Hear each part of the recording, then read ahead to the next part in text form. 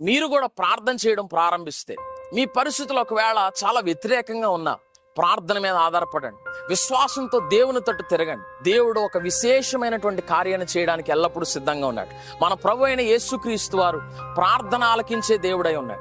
ఆయన సృష్టిని శాసించగలిగినటువంటి దేవుడై ఉన్నాడు. బైబిల్లో మనం చూడగలుగుతాం, మోషే ప్రార్థన చేసినప్పుడు ఎర్ర సముద్రమే పాయలైంది. యెహోషువ ప్రార్థన చేసినప్పుడు ఎరికో భయంకరమైనటువంటి గోడలే కుప్పకూలిపోగలిగాయి. యెహోషువ ప్రార్థన చేసినప్పుడు యోర్దాన్ నది ఏకరాశిగా నిలబడగలిగింది.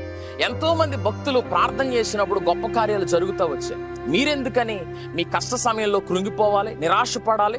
విశ్వాసం ఉంచి దేవుని సన్నిధిలో మోకరించి చేతులెత్తి ప్రార్థన చేయడం ప్రారంభించండి. విశేషమైన అద్భుతాలు జరగబోతాను. అద్భుతమైనటువంటి కార్యాలు మీ నోట సాక్ష్యంగా మీరు తెలియపరచబోయే రోజులు దగ్గరలోనే ఉన్నాయి. ప్రార్థన చేయడం ప్రారంభించండి. దేవుడు విశేషమైన కార్యాలు చేస్తాడు. మరెన్నో వీడియోస్